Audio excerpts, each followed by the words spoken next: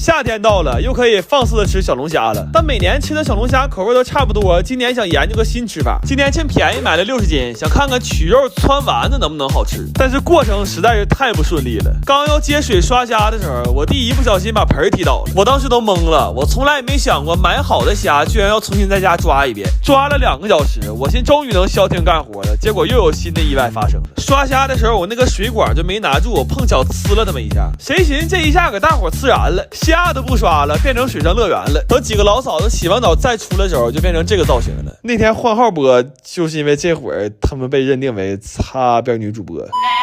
后来给小龙虾取肉可挺费劲，虾尾就没啥说的，就纯力气活硬掰。虾钳是最纠结的，就明知道它没肉，但是不舍得扔，只能一点一点抠。问题一个钳子就只能取出这么点肉了，这些我一共扒了1个多小时，取的肉都不到1个碗底儿。后来我就琢磨，这小龙虾得亏是近代被发现的，这要是早几百年发现它能吃啊，那虾钳肉势必又是一道流传千百年的老佛爷名菜。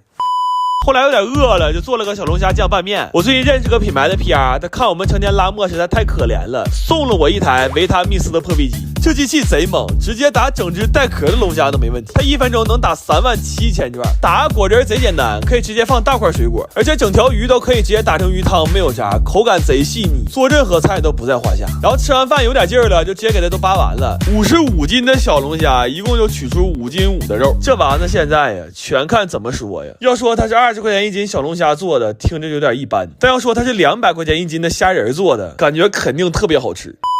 早上的时候做了一大锅丸子汤，这个丸子吧，就是做的有点熬人，吃的也没啥特别的，虾味倒是很浓，但没什么鲜味，特别像超市卖的那种舍得放添加剂的速冻丸子。完昨天还偷摸留了几斤虾，早上一起给做了。吃上这个，我对我汆丸子这个经典的特别懊悔，甚至都想忏悔。我发现小龙虾这一生最好的归宿啊，还是麻辣。我爷爷昨天参加老同事聚会去了，问我奶让他在饭店买点那个荷叶饼夹肉，这个你们有印象吗？就是很多什么私厨啊、小馆会卖这个菜，特别是老头老太太聚会的地方。但我爷爷不知道咋听的，给我奶买2张糖饼，他还问我奶呢，说你血糖那么高，烧糖饼干啥呀？哎呦我的妈呀！我奶当时别说血糖了，血压都上来了。我爷爷给我打电话的时候颤颤巍巍的，言语当中透露着3分嘚瑟，说孙子开火吧，来活了。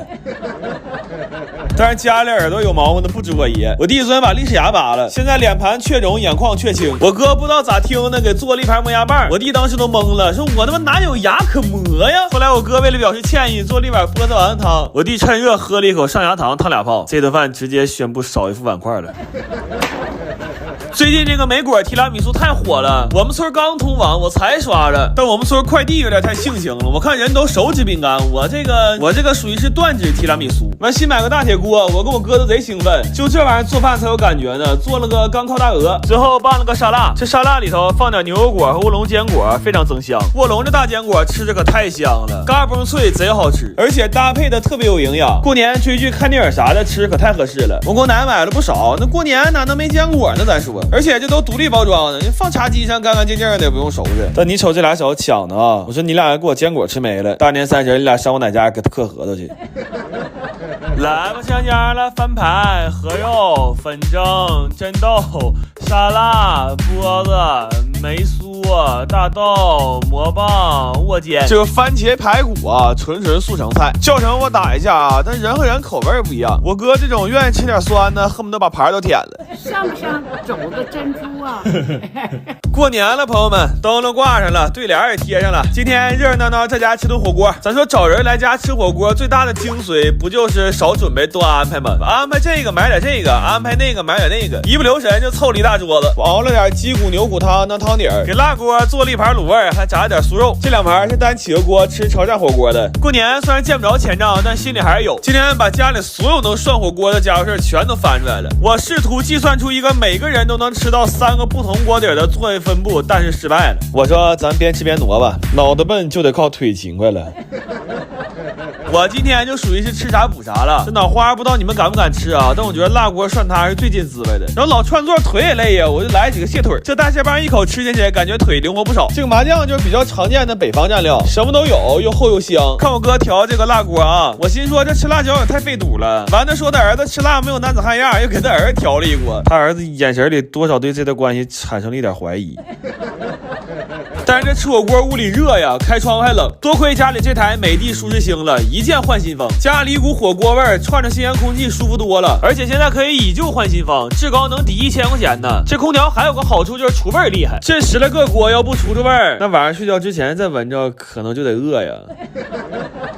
今天吃饭有意思的事儿挺多，我给你们看看啊。这个是我姑串了2次座，手里一直攥着那盘大果子。这个是我妈，因为家里吃火锅，同学聚会都没去，完跟人说儿子腰闪了。这儿还有几个固定让朋友圈先吃的，这俩小子拎锅满场跑着给人添汤，我就愿意都喊着吃饭了，凑热闹嘛。过年不就图这个吗？反正我也说不出什么好听的，就祝大伙儿虎年心平气和的活着吧，好好活着。祝高尚收视长虹，红，我们拿绿的还我前2天买了几个可可果，寻思要到520了，在家做点巧克力。这可可豆发酵可太费事了，不能冷着，不能热着，完了时常还得给它通通风。我一天得给它换2次热水袋和热贴。我心说这哪是发酵可可豆啊，这不他妈伺候月子呢吗？这点东西一共发酵了18天，完一打开那味儿，差点没给我爷俩送走了。我当时都想给这点玩意儿扔了，但转念一想，毕竟干了18天了。咱说心里话，就我们这强度，驴的一生能有几个18天的？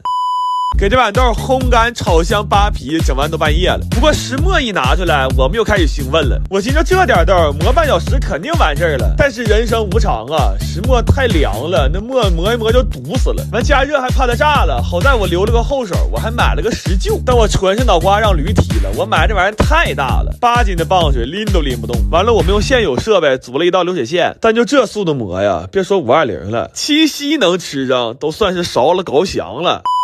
后来我们开了个闭门会，史称513会议。在会上我们认定井里走的河里走不了，就赶紧给那石磨加热了。你说我也纳闷儿，怎么在家做个巧克力还跟生死挂钩了呢？不过石磨加热之后再磨就很顺滑了，但怕磨凉，屋里一直保持35度以上，我就先出来透透气儿，正好把福利发了。联合拼多多给粉丝做点福利，都是全新正品的苹果13，链接我放评论区了，每个人都有机会能抢到，你们赶紧冲啊！后来那点可可豆一共就磨出来这一碗巧克力浆，这还说天亮之前能完事儿呢。等磨完了，楼下做核酸都来了。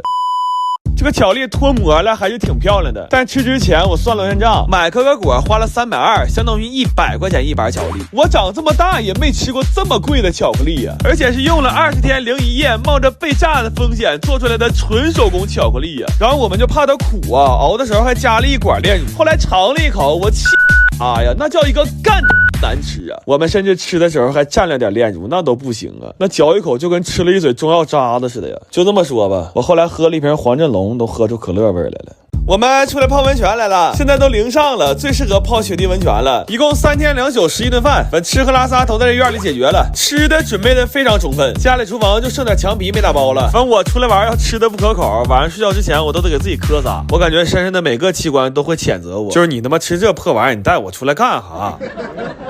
第一顿吃的部队火锅和红烧牛肉面，这一顿我在家已经期待很长时间了，因为我总能刷着在雪地里扎帐篷吃部队火锅的视频，就他们喝完汤哈着那口气啊，不知道在多少个夜里差点要了我的老命啊！那垫一口就准备下海了，把吃的也都搬进来了，仿造无边泳池，整个漂流桌。然后我们按照网上的办法焖了几个温泉蛋，48度的水焖了3个小时，一点变化没有啊，都他妈不敢跟好被窝收得快。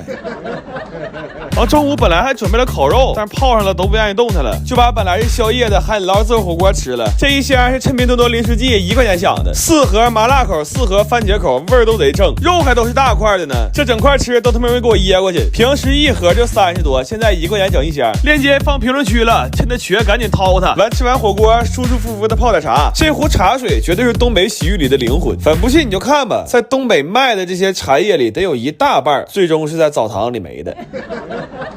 完晚上我睡觉，我就听外面嘎吱嘎吱的，我以为闹耗子了，结果是这几个爹开小灶呢。干肠炒饭和可乐姜汤。人生建议啊，要还想说话就别放这么些姜。咱吃开胃了，我们就把烤肉支上了，一边泡澡一边吃肉，还有一锅咸汤。这要有个搓澡的，那绝对洗浴天花板了。完吃饱了，我说赶紧干正事儿吧，没有麻将的旅行那就是不完整的。但我这一宿我都服了，有人梦里相爱，有人夜里看海，还有20来岁小伙熬夜在那抓对。我这一晚上就上听了一把，完对面的活爹把暗杠周开了。我看这仨人呢，明天不是想吃饭呢，是想吃我的席呀。